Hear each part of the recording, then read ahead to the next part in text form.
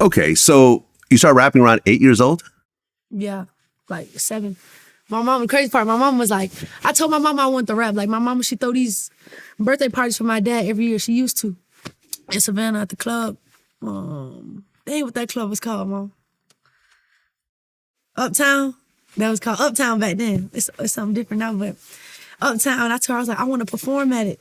I want to rap. And she was like, no, you ain't rapping. Because this around the time, like, people telling me about my daddy, who he is. And I'm like, oh, I want to rap. She's like, nah, go on your books, be a good, a good student. My uncle was just like, let her rap.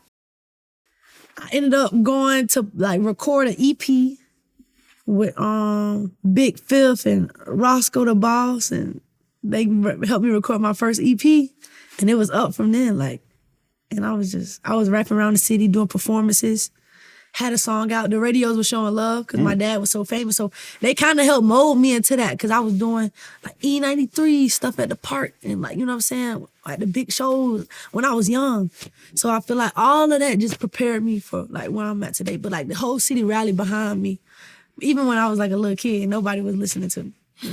I mean, your real name is Flau'jae and your rap name is Flau'jae. Did you ever think of using a different rap name, or is it always going to be Flau'jae? Nah, I always knew it was going to be Flau'jae because nobody got a name like that. Right. It ain't no Love or Big. Like, no, it's like Flau'jae. Like, that sound like a household thing, like Beyonce, like Flau'jae. You know what I'm saying?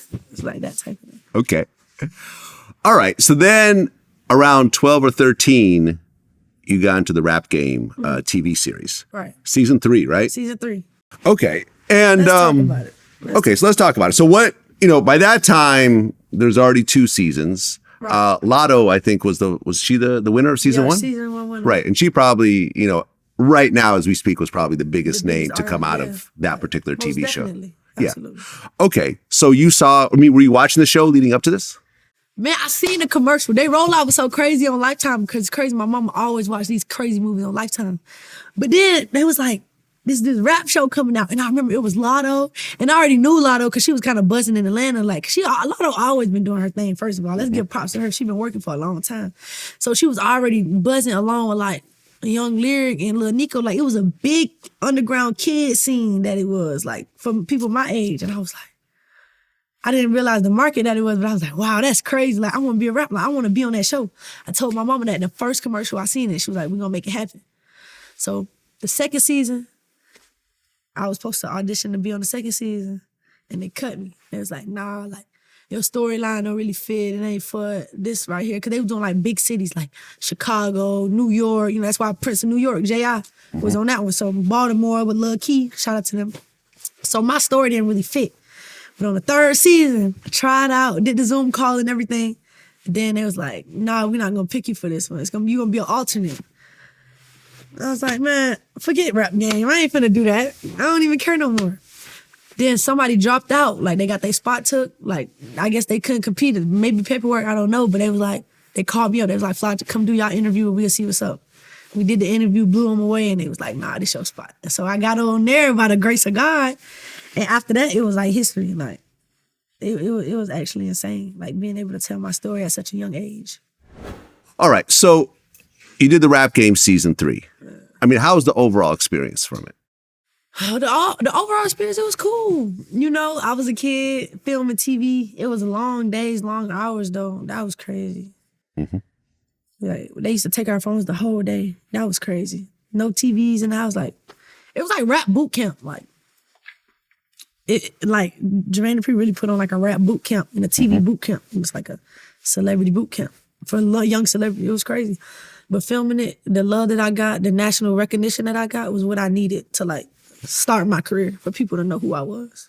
Well, I mean, Jermaine Dupri is one of the greatest music producers, not even hip hop producers, just overall music producers of all time. Mm-hmm. So what did you learn from really being around him and kind of soaking up the game? Just like how to be a star, how to talk to people, how to conduct yourself, how to do media, how to record tracks, and being under that pressure. Like in that show, it was just so much pressure. Like you have a task and you got to do that. You got to write and remember a rap in one day.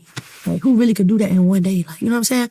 But like it was putting you under them situations and you either fold or you come and you do your thing. So it was that type of thing, like throw you into the wolves and, the strong survive type thing. But it was good for me in my developmental process. And I feel like a lot of artists skip that step. So Jermaine Dupri was like a mastermind for doing it. Absolutely. Nova ended up being the winner. Yeah. Was that a disappointment? Nah. From looking, if I was there right now and I was like, okay, chill out, like, yeah, I was supposed to win that. But looking out in hindsight, I realized I wasn't really ready yet. You know what I'm saying? Like, I had a lot more steps to go.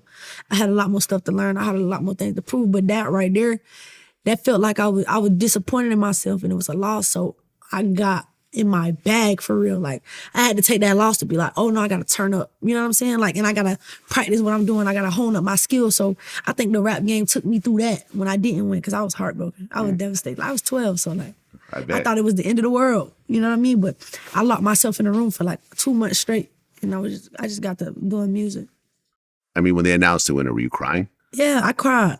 Yeah. You could see on the thing, but at the end, I was like, I'm gonna be back. Like, you know what I'm saying? Like, y'all gonna remember me still. You know what I'm saying? I gotta get that sound like that's motivational right there.